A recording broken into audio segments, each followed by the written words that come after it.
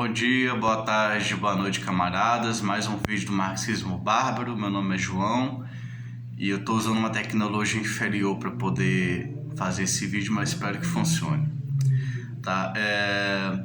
Hoje nós vamos fazer uma análise geral de conjuntura. Não é uma análise detalhada, tá? Mas é uma análise que eu pego os dados gerais, tá? E organizo e compilo e dou uma interpretação geral.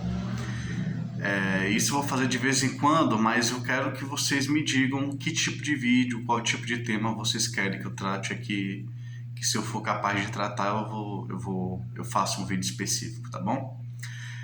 Vamos fazer uma análise de conjuntura. Para fazer uma análise sobre o Brasil, é preciso entender primeiro o mundo, como o mundo está. O Brasil não é uma ilha, né? Ele está muito interconectado e a gente tem que começar pelo mundo. Na análise de conjuntura, a gente por uma hierarquia social do modo de vida, o modo de ser do mundo, do sistema, obriga a gente a pensar de jeito sistemático. Ou seja, como a economia é o centro da vida social, você tem que começar pela economia, depois vai para as relações sociais, depois vai para superestruturas, para a mente, para as instituições. Isso é uma hierarquia da realidade que também gera uma hierarquia mental de raciocínio. E para isso a gente tem que começar analisando, por exemplo, a economia do mundo. Tá? O dado mais importante que vocês têm que ter é que nos últimos anos, mesmo depois da pandemia, e especialmente depois da pandemia, o comércio mundial foi reduzido. Tá? Esse é um dado importantíssimo que vocês têm que ter em mente. Por causa das sanções que o governo americano faz à China e tudo mais, e aos parceiros da China, e por uma questão mesmo mundial, alguns países estão querendo fechar seu mercado, né, para poder suportar a crise, como a Arábia Saudita. A Arábia Saudita só produz petróleo e está tentando produzir indústria própria. Então eles deixam de comprar o frango brasileiro para produzir frango lá. Só que aí você gera uma superabundância de capital, tanto capital no Brasil quanto na Arábia Saudita, aqui é para exemplificar. E por outro lado, o consumo não consegue crescer, as pessoas não conseguem, a inflação está com menos salários. Então a economia meio que encontrou um ponto limite, tá? Em que o mercado mundial foi reduzido. Então isso é um sinal de que tem muita mercadoria e menos comércio. Então você vai ter uma superabundância de mercadorias, que é um sinal de superabundância de capital. Isso é o dado principal, tá? Um dado comercial que nos faz deduzir o dado produtivo, tá? Então, eu não sei por que não se dá esse destaque, né, a esse dado entre a esquerda revolucionária, mas isso é importantíssimo. Dado isso, isso é a base da crise. A China, por exemplo, está crescendo. É difícil a China não crescer pelas proporções dela, mas está crescendo abaixo de 6%, está crescendo 4% ao ano se continuar nesse ritmo. E esse crescimento limitado, um crescimento abaixo de 6%, já é basicamente crise no mundo todo. Ou seja, a demanda chinesa dos produtos mundiais reduz. Porque a China tem uma superprodução de capital, construiu ela tem cidades, isso não é exagero, isso não é uma forma de dizer, viu? Ela construiu cidades no meio do nada, cidades para 1 milhão de habitantes que não tem sequer um habitante. Ela estimulou a construção civil para a economia evitar a crise de forma absurda, ou seja, construiu aquelas pontes monumentais, aquelas construções monumentais chinesas, né? Tudo é monumental na China, mas ela também construiu cidades inteiras sem pessoas, porque se antecipou a urbanização e criou essa especulação imobiliária. Então a China não tem mais para onde, não tem tanto que construiu uma rede ferroviária incrível, mas ela tem um limite. Então há uma tendência de crise na área de construção civil na China, mas é uma crise como um sintoma de uma crise mais geral, tá? Então a China reduziu o crescimento, ou seja, ela reduziu o consumo dos produtos do mundo inteiro que exportam para ela, inclusive o Brasil. A gente também exporta minério de ferro, por exemplo, para a China. Então a demanda chinesa diminuiu, que é outro sinal da crise, tá? Eu quero fazer aqui um parênteses. Eu cometi um erro não no vídeo anterior. Eu inclusive convido a assistir o outro vídeo de conjuntura, que eu faço uma análise não só conjuntural, mas estrutural da sociedade capitalista hoje, que é muito útil assim, para o raciocínio e tal, para entender o que está acontecendo. E fica o convite para vocês assistirem, mesmo com algumas coisas de conjuntura que não cabem mais. Tá? Agora vamos lá. Eu cometi um erro. Eu botei no meu Facebook tal, que em 2023 haveria uma crise mundial. E a gente está em novembro e essa crise não dá sinal de explosão. Eu poderia argumentar que os Estados Unidos já está em crise, porque o juros está alto, porque há um pleno emprego, que o Brasil, a indústria está patinando, houve uma redução de 0,1% no trimestre passado, que a Alemanha já está em recessão, que alguns países da Europa já estão em recessão, que a China está crescendo abaixo de 6%. Mas eu previ que a crise ia ser explosiva já em 2023. Então foi um erro meu. Eu acho que vale a pena dizer por que eu errei, né? Acho que vale a pena dizer. Duas questões entram em destaque. Uma é que os microchips foi uma causa para a crise.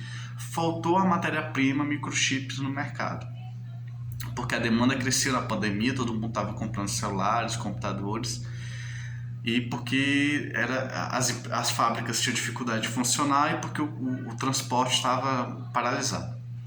Eu não previ que o transporte ia se regularizar, a demanda por tecnologia ia diminuir e que a oferta de chip ia aumentar por causa da demanda alta, né?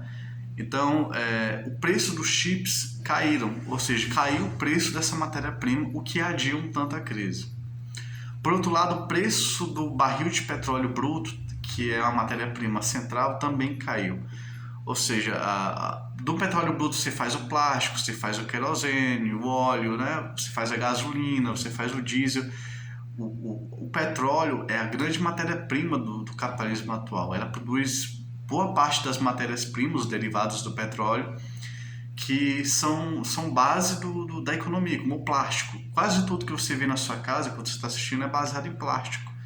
Ou seja, uma matéria-prima vital para a indústria. Então, durante a pandemia, o preço do petróleo cresceu, mas caiu, tá?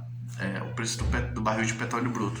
No entanto, ele está voltando a crescer. Ainda não está não chegou, por exemplo, a $140, que foi lá em 2008, por aí, mas 2010, por aí, mas o barril de petróleo cresceu um pouco de preço, tá? Isso tem muitas consequências, tá? Muitas. E ela cresceu um pouco de preço por monopólio, por oligopólio. A Arábia Saudita e a Rússia diminuem a oferta do petróleo para poder aumentar o preço, né? Oferta e demanda. Então há um movimento, em parte artificial, do crescimento do preço do petróleo bruto. Isso ajuda a Venezuela a sair da crise dela, pelo menos no seu estilo mais tenso. Como ela depende do petróleo, é a maior reserva de petróleo do mundo na Venezuela, ficou mais fácil o governo evitar um golpe e ficou mais fácil o governo enganar o povo também, tá? Eu não tenho nenhuma ilusão de que é um governo socialista, é um governo capitalista, teve que dolarizar a economia e tudo mais, mas eles, com o aumento do preço do barril de petróleo, eles conseguiram ter mais dinheiro, mais recursos e mais condições políticas para negociar com os Estados Unidos, tanto que os Estados Unidos está reduzindo a pressão, os bloqueios contra a Venezuela, porque precisa do petróleo venezuelano para manipular os preços, né? Os preços não ficarem tão restritivos. Então, o governo meio que ponto máximo de tensão meio que passou, pode voltar com a queda futura do preço do barril de petróleo, mas por enquanto não passou, mas diminuiu a tensão, tá? Diminuiu a tensão.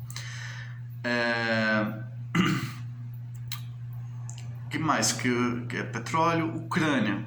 Veja, a Ucrânia teve um sentido muito importante, que quando acabou o inverno na Ucrânia, foi esperada uma grande ofensiva ucraniana apoiada pelo Ocidente para vencer a guerra contra a Rússia. A Rússia, vendo que ia ter uma grande ofensiva ucraniana, aproveitou o inverno para criar trincheiras. Tá? E de acordo com a arte da guerra, a primeira trincheira, aquela trincheira que fica na frente do exército inimigo, tem que ser a trincheira mais forte. Porque você não quer perder território, e se você perder o território, você mesmo assim desgasta muito o inimigo. E foi isso que aconteceu. A Ucrânia conseguiu a principal vitória, que foi destruir a primeira trincheira, a trincheira mais à frente, tá? Que é a trincheira mais forte. Ela conseguiu quebrar essa trincheira, mas o custo necessariamente é muito alto para fazer isso. Então, com esse custo, ela teve que ir para a segunda e para a terceira trincheira, ainda está na segunda trincheira.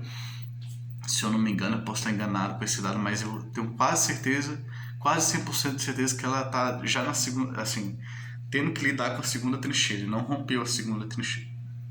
Então ela ganhou um território,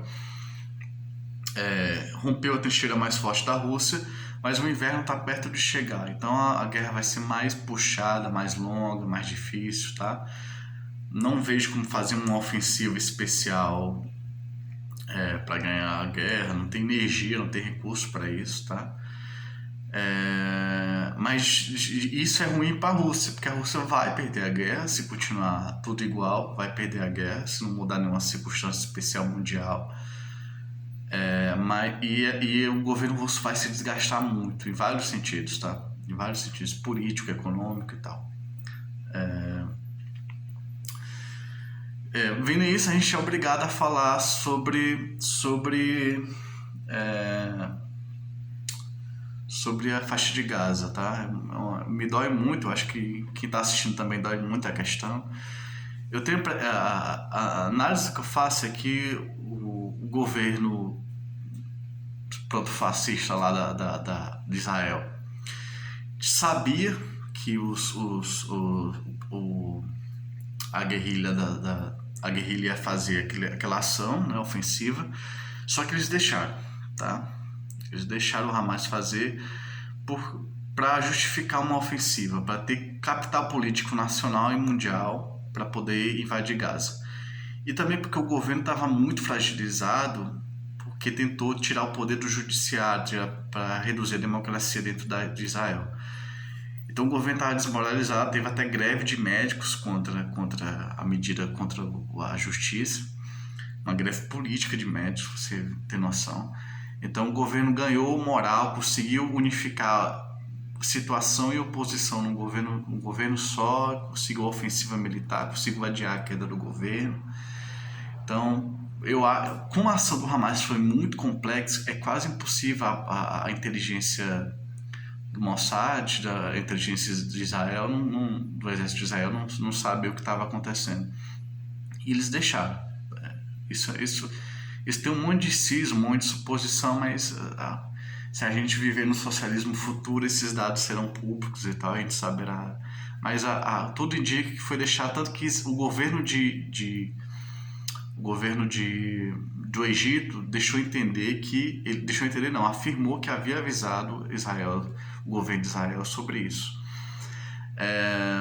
O exército de Israel está mandando as pessoas saírem do norte da faixa de Gaza e ir para o sul. Ou seja, eles querem pelo menos colonizar a parte norte da faixa de Gaza e deixar a parte sul da faixa de Gaza, a parte norte da faixa de Gaza e deixar o sul para os habitantes palestinos. Ou seja, eles querem tirar mais território dos palestinos. Se não for todo o território, vai ser pelo menos essa parte norte que eles estão pretendendo. Não é fácil derrotar Hamas, por mais que o exército de Israel é uma coisa extremamente capaz, é uma coisa incrível na história da arte militar. Mas a guerrilha urbana tem suas chances com os corredores subterrâneos da faixa de Gaza, né? O exército israelense jogou bombas sobre os prédios da faixa de Gaza para impedir que a guerrilha, franco-atirados da guerrilha, impedisse o avanço do exército de Israel, né? Só que os escombros também são um ambiente por onde a guerrilha urbana pode agir. Então é muito difícil avançar sobre uma guerrilha urbana, tá? Muito difícil mesmo. A esquina a esquina. O exército de Israel tem uma tradição ofensiva muito importante, eles sempre são ofensivos porque eles têm um território limitado, então como eles têm pouco território, eles têm que partir para cima, né? Eles são ofensivos. Então, se a Palestina desgastar muito o exército de Israel, muito ao ponto de ter vitórias importantes, então outros países como o Irã serão mais ativados para combater Israel também. Mas por enquanto os palestinos estão meio isolados e contando apenas com apoio político internacional, né, uma simpatia internacional e tudo mais. Então, eu não ouso dizer quem vai vencer, mas não é impossível os palestinos vencerem, tá? A gente tem que... O Jones Manuel tem uma coisa muito boa que ele diz assim: a gente tem que parar com essa tara da derrota, esse fetiche da derrota, que é um narcisismo, né? Que nós somos certos, nós somos derrotados, mas lutamos, não sei o que. Não, se a gente pode vencer, se não está determinado de forma muito flagrante que a gente vai perder e a gente pode vencer, então a gente tem que fazer por onde? O Hamas é uma organização anticomunista, não é uma organização nossa, mas é o jeito de fazer unidade militar com eles, né? Porque é o que tem, tá? Para derrotar Israel. Vamos lá. A Alemanha está com recessão. A Alemanha recessão técnica, mas ela tem um aumento do desemprego, tá? Mas o mais importante, e a taxa de juros na União Europeia tá alta e nos Estados Unidos também. Mais importante, os Estados Unidos. Existe um lema na economia que se chama má notícia é uma boa notícia. E uma boa notícia é uma má notícia. O que é para o mercado financeiro? Desemprego baixo, que é bom para os trabalhadores, é ruim para a economia capitalista, vamos dizer, para o mercado financeiro. E de fato é, tá? O desemprego baixo é um sinal de crise. Então, o Banco Central americano está tentando aumentar a taxa de desemprego, gerar uma recessão mais fina possível, mais baixa possível, para poder gerar uma taxa de desemprego para poder normalizar a economia que está superaquecida, tá? E superaquecida em grande medida porque Biden jogou dinheiro na economia, jogou muito dinheiro na economia, o presidente Biden. Então a economia está superaquecida. Então há a tendência de pequena inflação, que é importante, que é um fator para aumentar a taxa de juros, mas há uma necessidade de crise nos Estados Unidos. E o desemprego baixo, com certa inflação, com a economia aquecida, é um sinal de crise. Então eles precisam transformar essa crise em fase destrutiva. Ou seja, o Banco Central americano precisa gerar uma crise econômica. Isso é difícil em tempo de eleição, né? Tá chegando a eleição, mas é necessário. Então, boa notícia é má notícia. Eu acho engraçado que o Paulo Gala, que é um cara que vale a pena acompanhar, um economista, ele toda semana diz assim: não, as notícias são boas, na outra semana as notícias são ruins, depois ele chega na outra semana, notícias são boas.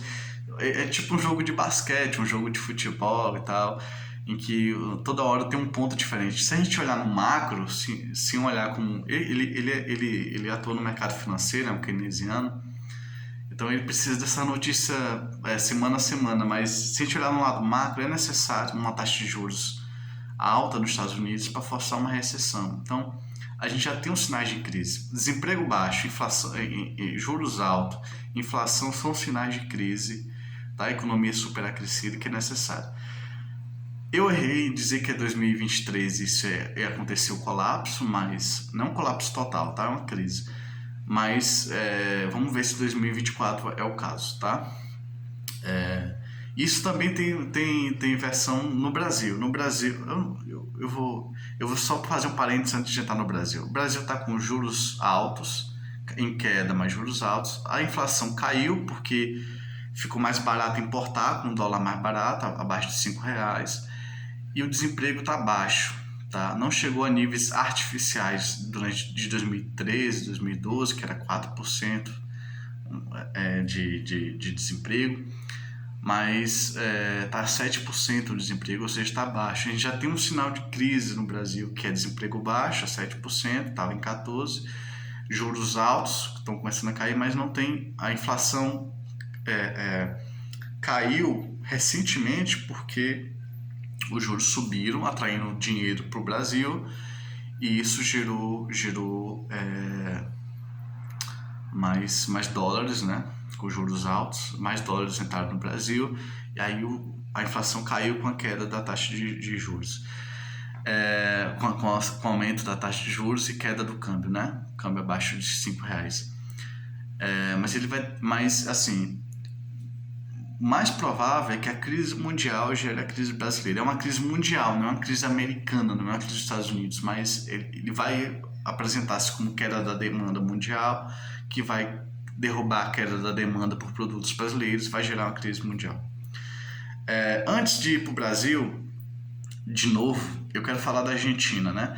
A Argentina, se eu fosse assim, dirigente de uma internacional, da LIT, da CMI, da fração trotskista, que são partidos internacionais que têm partidos trotskistas importantes nos Estados Unidos, né? com gente experiente. A Argentina tende a ser um epicentro da revolução latino-americana e mundial. Pode ser que os trotskistas tomem o poder na Argentina se forem espertos, se forem inteligentes, se acertarem muito, tá? E acertarem no que é decisivo. A crise da Argentina é o seguinte: a Argentina não tem indústria para ter produtos, para não precisar importar produtos e para exportar produtos. Ela não tem indústria nem para evitar a importação, nem para exportar. Então ela depende do dólar de importação. Então os poucos produtos que a Argentina exporta tem que pagar a conta da importação dos produtos. É uma sociedade de classe média. Não tendo dólar, a inflação é 150% ao ano, tá? Então a Argentina está em crise antes da crise mundial. Se vier uma crise mundial, a Argentina entra em colapso parcial, tá? É um colapso mesmo, como aconteceu em 2001. Os argentinos estão assim, experientes com problemas de hiperinflação, de crise, mas ainda é um problema muito sério. Tá tendo roubo tá tendo invasão de supermercado, né, pelas comunidades, tudo mais. Lá o povo tem muito mais cultura do que no Brasil, tá? Isso é importante. Lá o trotskismo tem várias correntes e é grande. O trotskismo tem um peso social importante desde a época do Nahuel Moreno e tal, do morenismo, da qual faço parte da minha tradição. Então, lá já está em crise e pode piorar com a crise mundial. Lá já tem experiências revolucionárias acumuladas, tem quadros muito importantes. Então, eu focaria na Argentina como uma chance de uma frente única trotskista, uma frente única revolucionária. E aquela organização que acertar muito tende a ter influência de massas, tá? Para tomar o poder, tá? Tomar o poder mesmo, assim. E como estímulo a uma revolução no Brasil mais na frente, tá? Em poucos anos. Mas para isso eles têm que tomar o poder. E isso é possível na Argentina, tá?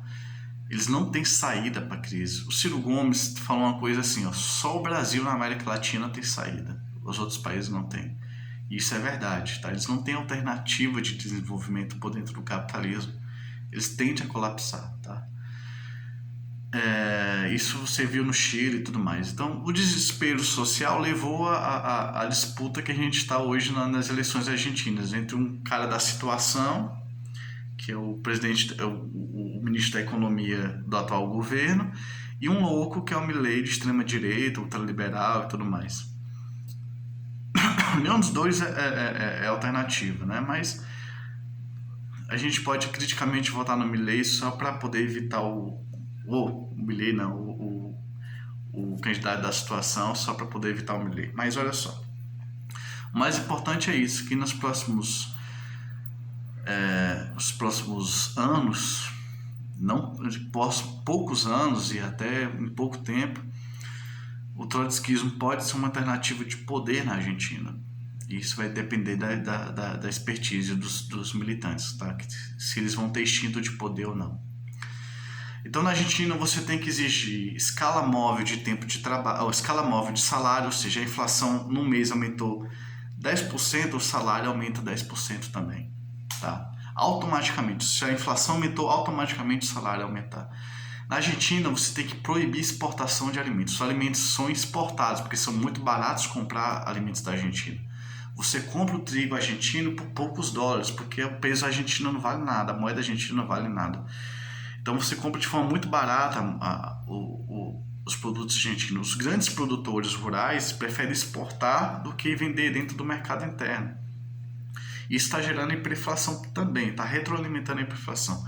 O que nós devemos fazer? Um projeto de lei, junto com mobilização popular, não só projeto de lei, mas também mobilização popular, além da escala móvel de salário, que é o gatilho salarial, aumentar o salário sempre que aumentar a inflação, você tem que proibir as exportações de grãos, né, de alimentos na Argentina.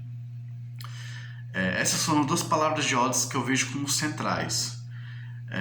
Se houver uma terceira, é uma coisa em questão. Eu penso que a terceira é uma frente única trotskista em torno dessas palavras de ordem, tá? Dessas duas palavras de ordem. Por fim, o Brasil. Tá? Já visto que a gente pode ter uma revolução na Argentina, uma hora a Argentina vai ter que contar com o Brasil com uma ajuda. Não está em questão no Brasil palavras de ordem radicais, ou seja, a gente tem que dar uma recuada. Tá? A gente não pode falar palavras de ordem radicais no momento, porque ainda não é crise. A gente saiu da crise, apesar da vida ainda estar dura, desde 2015, desde 2014, 2016, não estamos em crise. Então a gente tem que dar uma recuada, exigir palavras de ordem mais leves. Tá? Lula quer viajar, ele não quer governar, ele está de saco cheio de governar, então ele está viajando mais do que nunca. Deixa Haddad no poder, só que o Lula viu que o PT vai sair perdendo se implementar a política total do Haddad. Então ele está querendo criar um meio termo ali para poder criar capital político para o partido dele ganhar eleições no próximo ano, nas eleições municipais. A burguesia está usando e abusando da democracia para implementar o máximo de contra-reformas possível, o máximo de ataque possível. A democracia é uma ferramenta para foder o trabalhador. Tá? É necessário, é melhor a democracia do que a ditadura, mas a burguesia pode usar a ditadura no futuro, tentar para poder continuar implementando as suas medidas. Mas enquanto ela puder contar com a democracia para prejudicar o trabalhador, ela vai fazer isso. Tá? Já vimos que a gente está preparando uma crise no Brasil como parte da crise mundial, e tem a reforma tributária agora, que é o assunto prioritário. Reforma tributária. Basicamente, as empresas não pagarão tributos por comprar matéria-prima, por comprar insumos. O imposto vai ser só no consumo final. Ou seja, o trabalhador vai pagar mais imposto ao consumir. E as empresas não vão pagar imposto por comprar. Então é uma reforma tributária que ajuda os ricos e prejudica os trabalhadores. O setor de serviços, que é o único que cresce no Brasil, a indústria está patinando, vai pagar mais imposto de 5% para 17%. Tá? E com isso eu não quero dizer que não há aberrações nos impostos no Brasil. E porque há assim, coisas bizarras assim, de formas de imposto, mas no geral nós vamos pagar mais impostos. Por isso temos que ser contra essa reforma e de preferência propor uma outra reforma que obrigue que os ricos paguem sobre a sua renda mais impostos, que os ricos paguem mais impostos sobre lucro e sobre sua renda, né? E a gente precisa de uma reforma tributária dos trabalhadores, essa que é a verdade, progressiva e tal. Por mais que seja aparentemente cabível dentro do sistema, a gente precisa apresentar uma alternativa. Tá? Por exemplo, jatinho não paga IPVA e tem que pagar IPVA. Tá? Então é isso. Eu fiz todo esse rodeio para chegar no Brasil, tá? E infelizmente minha tecnologia está muito limitada para poder fazer vídeos longos. Mas com isso eu quero deixar claro que o Brasil não está na crise ainda. A gente tem que recuar as propostas, fazer propostas mais reformistas, para quando a gente entrar novamente numa crise, e as pessoas já estão assim... quando a gente entrar na segunda crise brasileira, as pessoas vão ter a lembrança da crise de 2015, 16, 17, 18. Então vai haver um aprendizado social. Socialmente a gente vai aprender que tem uma coisa errada, porque a gente saiu de uma crise, não está bem depois dessa crise, o Brasil está crescendo, tem que lembrar disso, crescendo um pouco, mas está crescendo pelo segundo ano seguido, e teria crescido sem a pandemia. Crescido pouco, 1%, 2%, no máximo 3%, mas cresce. E a gente vai ter a segunda crise, o que vai demonstrar para a população que tem algo muito errado, tá? Vai ser um aprendizado social. Por isso a gente tem que ter paciência. Quando vier o desemprego crônico, pelo amor de Deus, se você é revolucionário, exija do seu partido, por exemplo, desemprego de 14%, exija do seu partido escala móvel de salário, de tempo de trabalho, tá? Com desemprego baixo, você não pode exigir jornada de trabalho de 30 horas semanais. Mas com desemprego alto, você tem que exigir. Então, seja crítico, respeite a direção do seu partido, mas pense com a própria cabeça. É uma obrigação sua pensar com a própria cabeça, propor e tudo mais. O primeiro dever de um militante é criticar seus dirigentes, tá? É o primeiro dever de um militante, criticar seus dirigentes. Pensar com a própria cabeça, tá? Deixa eu ver se eu esqueci alguma coisa. Acho que não, tá bom? Então é isso. O principal fator é que o comércio mundial não está crescendo e está até crescendo, está caindo o comércio mundial, o que é um sinal da crise, da superprodução crônica de mercadorias, de capital, que vai gerar crise. E a burguesia precisa gerar essa crise. Como a China vai resolver isso é mais complicado, mas como os Estados Unidos, que ainda tem grande importância, vai resolver, e a Europa é com juros altos, para que a fase produtiva da crise se torne uma fase destrutiva, ou seja, precisa gerar queda da demanda, quebra de empresas menores e tal, para gerar uma crise, tá bom? Eu fiquei receoso de dizer que vai acontecer em 2024 porque eu errei em 2023, mas é muito provável que aconteça em 2024. O preço do petróleo vai permanecer igual, vai crescer mais um pouco, a demanda tá com esses problemas e tudo mais. Os juros, todos os bancos centrais indicam que vão manter o ritmo de juros. Inclusive os juros no Brasil cresceu, tá?